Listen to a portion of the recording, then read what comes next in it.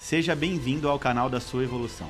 Conecte-se com esta mensagem e viva uma verdadeira transformação na sua vida.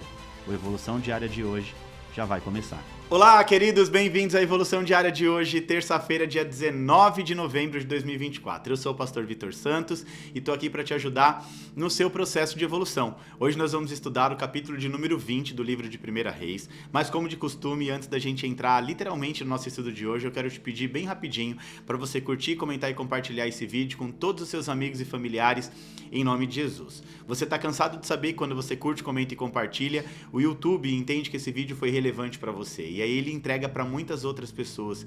E o maior intuito do nosso canal é levar conhecimento bíblico para muita gente. Então você pode ser esse agente de milagres, esse agente de transformação, que vai curtir, comentar e compartilhar e levar o nosso canal aqui de conhecimento bíblico para muitas outras pessoas também. Amém? Conto com você, então curte, comenta e compartilha. Vamos lá, gente. 1 Reis capítulo 20, é bem grande, tem 42 versículos, mas nós vamos fazer a leitura na íntegra aqui, tá bom? Nós finalizamos o capítulo anterior, né, falando acerca de Elias, depois dele ter feito aquele ato heróico e histórico, né, de muita ousadia, desafiando Acabe e os deuses pagãos, né, recebendo vitória das mãos de Deus, Deus enviando fogo do céu.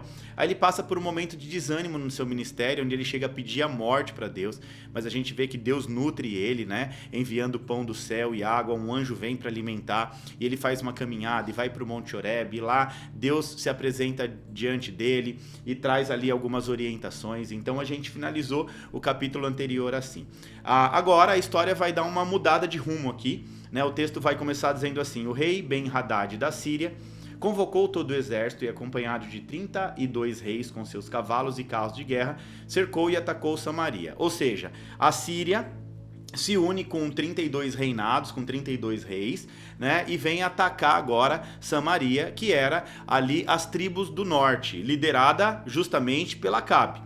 Aqui deixa eu só fazer um parênteses, você precisa entender isso, né? Aqui a gente vê que Acabe era um rei que entregou seu reinado na mão de Jezabel, que era uma mulher violenta, uma mulher que só queria satisfazer os seus próprios desejos. O reinado de Acabe era um reinado cheio de idolatria, de paganismo. Elias vem em confronto e tudo mais. Então aqui, no primeiro momento, quando a gente lê, né, que o rei da Síria convoca um exército e tal, a gente vai entender que Deus estava permitindo com que exterminasse todo o exército de Acabe e terminasse com o reinado de Acabe, mas não foi bem isso que aconteceu. Olha o que o texto diz. Ele enviou mensageiros à cidade, a Acabe, o rei de Israel, e lhe disseram: isto é o que diz Ben-Hadad: a sua prata e o seu ouro agora são meus, e o melhor de suas mulheres e filhas também. Olha só a proposta, ó. Eu quero toda a sua riqueza e as suas melhores mulheres e as suas melhores filhas. O que você tiver de melhor a partir de agora é meu. O rei respondeu: que seja conforme tu dizes, ó meu senhor. E eu e tudo que tenho somos teus. Ou seja, ele cede, ele fala: vou te dar o meu dinheiro, vou te dar as minhas mulheres, vou te dar as minhas filhas. O rei respondeu: que seja conforme tu dizes, né? Os mensageiros voltaram e disseram: assim diz Ben-Hadad: mandei tomar sua prata, seu ouro, suas mulheres, seus filhos, mas amanhã a essa hora enviarei meus oficiais para vasculharem o seu palácio, as suas casas e também dos seus oficiais, e eles me trarão tudo o que considerar de valor. O rei de Israel convocou todas as autoridades de Israel e lhes disse: veja como esse homem está querendo a nossa desgraça. Quando mandou tomar minhas mulheres e meus filhos, a minha prata e meu ouro, não lhe neguei nada. As autoridades e todo o povo responderam: não lhes dei atenção nem concordo com as suas exigências. E ele respondeu aos mensageiros de Ben-Hadad: diga ao rei, meu senhor, teu servo fará tudo o que exigiste na primeira vez, mas não posso atender a esta exigência. E eles levaram a resposta ao Ben-Hadad. Então Ben-Hadad mandou esta outra mensagem a Acabe: que os deuses me castiguem com todo rigor, caso fique em Samaria pó suficiente para dar um punhado a cada um dos meus homens. O rei de Israel respondeu: digam-lhe, quem está vestindo a tua armadura? Não deve se gabar com aquele que está tirando. Ben-Hadad recebeu essa mensagem quando ele e os reis estavam bebendo em suas tendas, e ordenou os seus homens a prepararem-se para atacar a cidade, e eles lhe obedeceram. Nessa ocasião, um profeta foi até Acabe, rei de Israel, e anunciou: assim diz o Senhor. Olha só, gente, que interessante. Deus enviou um profeta para falar com Acabe. Vê esse exército enorme? Hoje eu vou entregar nas suas mãos, e então você saberá que eu sou o Senhor. Mas quem fará isso? Perguntou Acabe. O profeta respondeu: assim diz o Senhor. Os jovens soldados dos líderes das províncias o farão. E quem começará a batalha? Perguntou. O profeta respondeu: você. Então Acabe convocou os jovens soldados dos líderes das províncias, 232 homens. Em seguida reuniu o restante dos israelitas, 7.000 ao todo.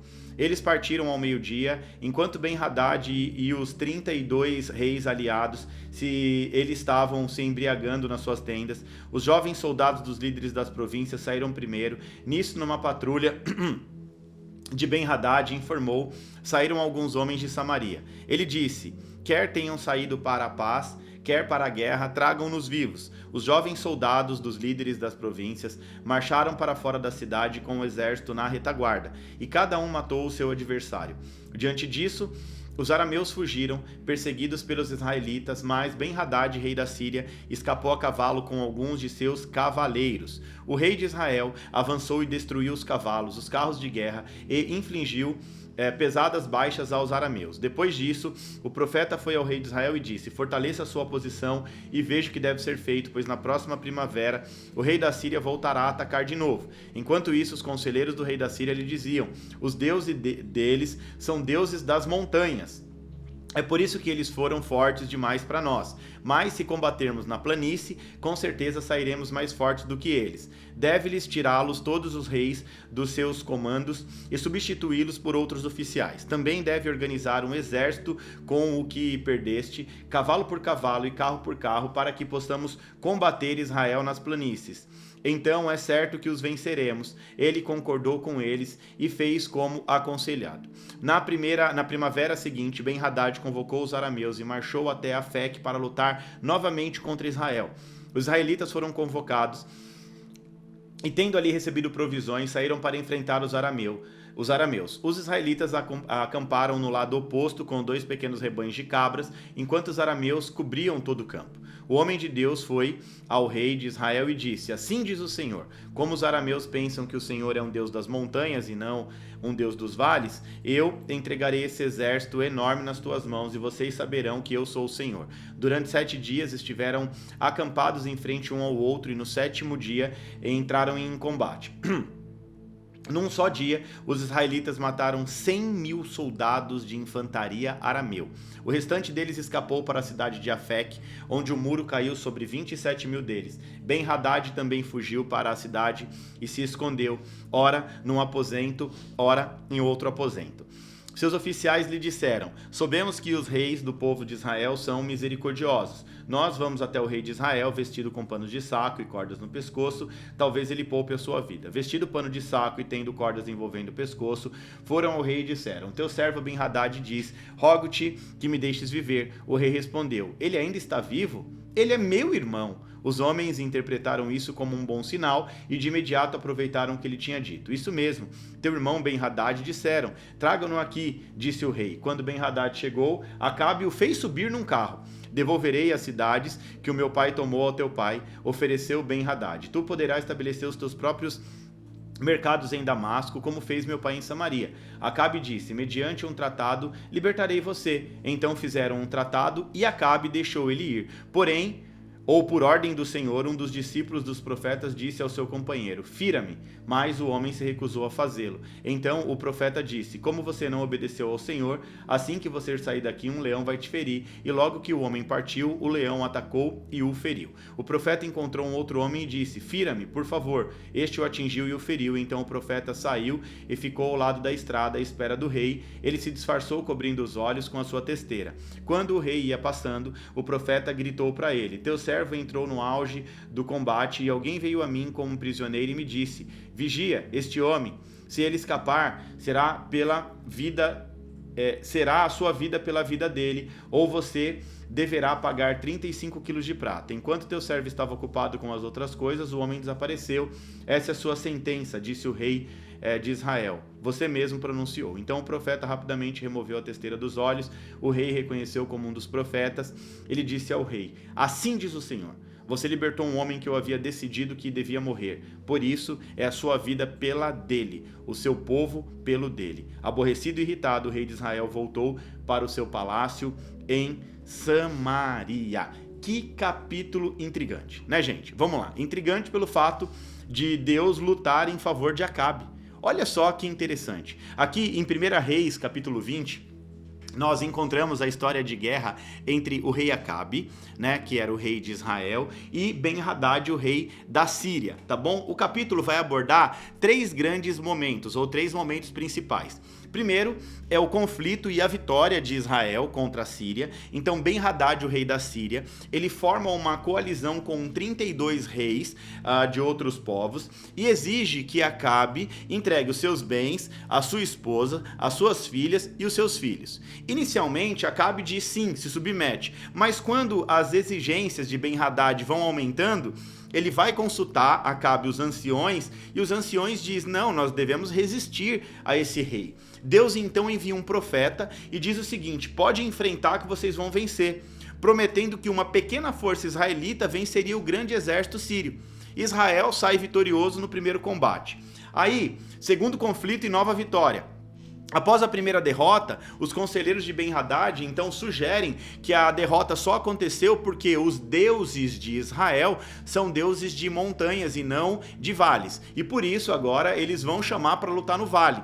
Eles organizam um segundo ataque e novamente o profeta garante a vitória para Acabe. Vai lá, Acabe, que vocês vão vencer. O exército israelita vence os sírios mais uma vez de forma decisiva, demonstrando o poder de Deus em qualquer terreno.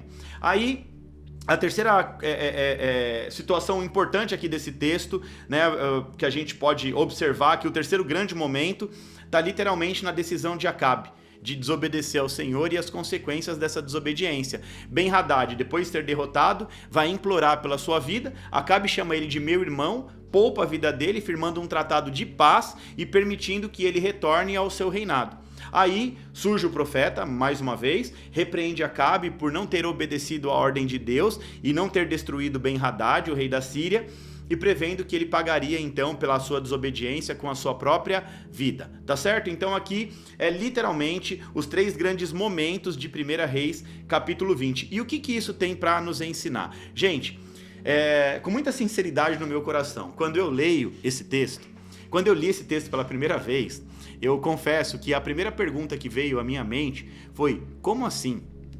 Como assim? Por que Deus concedeu vitória logo para esse rei Acabe, esse cara que trouxe a idolatria? Quer dizer, que trouxe a idolatria não, porque essa idolatria já vem ali desde Jeroboão, né? Vem acompanhando ali, ele herda a idolatria, mas ele aumenta ainda mais o poder da idolatria, os deuses pagãos, se casa com uma mulher ali que só o sangue de Jesus, né? A Jezabel. Por que Deus concede vitória para Acabe, né? Humanamente dizendo, quando os sírios vêm contra ele, você lê o primeiro versículo ali, agora vai acabar com tudo. Deus vai entregar esse Acabe na mão dos sírios e vai começar tudo de novo. Não, Deus concede vitória. Gente, olha só que interessante, a gente observa nos capítulos anteriores o quão mal esse Acabe foi, o quão mal esse Acabe fez para o povo e para Israel. E mesmo assim, Deus lhe concede vitória. Aí sabe qual é a resposta para tudo isso? Deus concede vitória a Acabe, apesar do seu histórico de idolatria e de um monte de escolha errada, né, por algumas razões, tá? Algumas razões que refletem a natureza de Deus quanto ao seu propósito junto ao seu povo. Então, Deus tinha um propósito com o povo e por isso Deus concedeu a vitória. Na verdade, a vitória não foi de Acabe, a vitória foi para o povo. Agora, deixa eu te apresentar aqui rapidamente alguns aspectos que explicam esse ato de dar a vitória para Acabe. Claro que Acabe era o rei e ele acaba levando mérito pela vitória. Mas tudo que Deus está fazendo tinha um propósito intencional, que era manter a sua aliança com o seu povo, tá bom? Primeira coisa que essas vitórias aqui refletem, a graça e a misericórdia de Deus. Acabe, ele havia se desviado literalmente das coisas de Deus, mas a vitória concedida a ele reflete a misericórdia de Deus. Olha o nível da misericórdia de Deus. Mesmo que Acabe não fosse merecedor, Deus escolheu usar essa vitória como um lembrete do seu poder e também da sua disposição para ajudar o seu povo, independente das falhas humanas. Isso vai nos lembrar que a graça de Deus nem sempre é baseada no mérito humano, mas no seu amor e no seu propósito. Não é por mérito, a graça de Deus é derramada por amor e por propósito. Deus, ele faz o que ele quer, do jeito que ele quer e quando ele quer. Então Deus aqui dá uma vitória, né? Ele derrama literalmente a misericórdia e a graça dele sobre o povo dele, mesmo o povo não merecendo, porque a graça é imerecida. Nós herdamos a graça de Deus e nós não fizemos nada para tê-la, ou seja, é imerecida. Não tem preço que a gente possa pagar para ter a graça, porque ela é de graça. A graça é imerecida. Tá? Então não tem o que a gente possa fazer para poder compensar a Deus pela graça que ele derramou sobre as nossas vidas. Então aqui Deus pega um povo idólatra, desobediente, um dos piores reis que o povo do norte teve, as tribos do norte tiveram, que foi Acabe com a sua mulher Jezabel, e Deus concede vitória para ele por conta da graça e da misericórdia para com o seu povo. Tá bom? O que mais que a gente pode observar aqui que explica esse ato, né, de Deus de dar vitória para Acabe? As vitórias vão refletir um propósito. Eu sempre digo, a nossa vida está debaixo de um propósito. Deus tinha um compromisso de aliança com Israel. O destino de toda a nação não poderia ser determinado exclusivamente pela falha de um homem.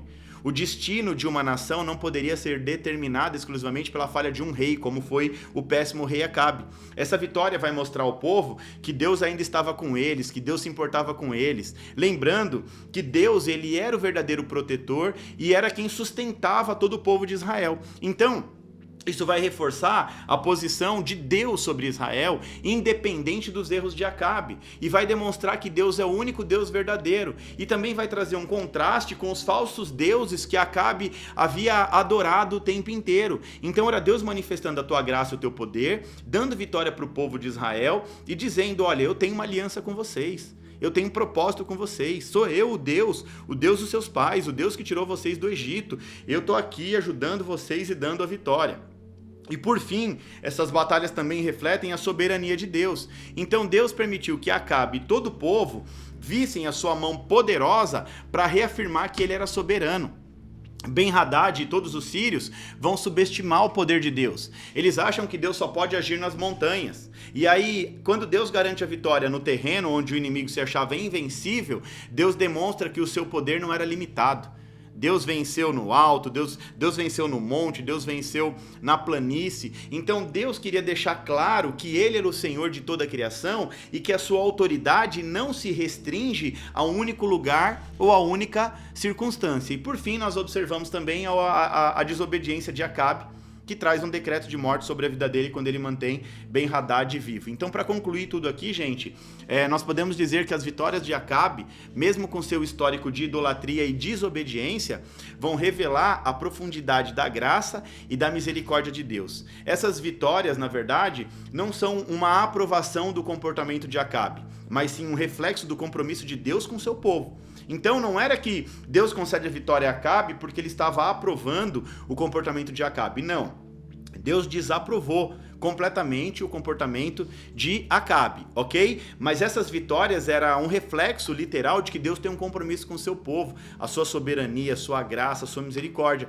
Então Deus usa essas batalhas para reafirmar que a sua ajuda e o seu poder transcendem o mérito humano. Não era porque eles fizeram por merecer, é porque Deus infinitamente misericordioso, derrama sua graça sobre esse povo e mostra o seu propósito de fidelidade para com todo Israel. Agora, no entanto, a desobediência de Acabe traz a ele sérias consequências e vai nos lembrar de que a graça não elimina a responsabilidade das nossas ações.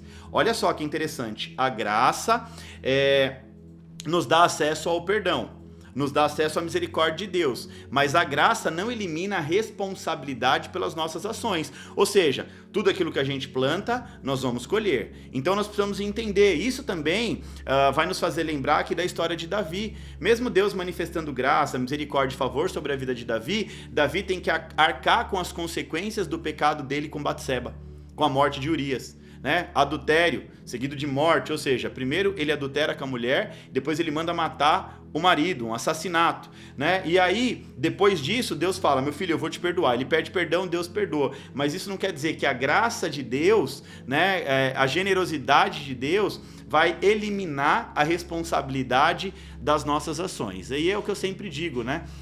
Para cada ação tem uma reação, né? Então, todas as vezes que a gente tem uma ação, né, tem a reação do mundo espiritual, do mundo físico, das coisas, das pessoas, e aqui é literalmente a lei da semeadura. O que você plantar, você vai colher. Então, Acabe, ele sofre ali, né, por conta da desobediência, uma consequência de morte. Mais adiante, né, vai acontecer. Então, tem um peso de morte, uma maldição, né, por conta da desobediência, o que só vai lembrar, né, que a graça ela não elimina a responsabilidade das nossas ações. Amém, gente? Glória a Deus! Que bênção esse estudo de hoje. Nós finalizamos, então, mais um capítulo aqui do livro de 1 Reis. Estamos quase finalizando o livro de 1 Reis.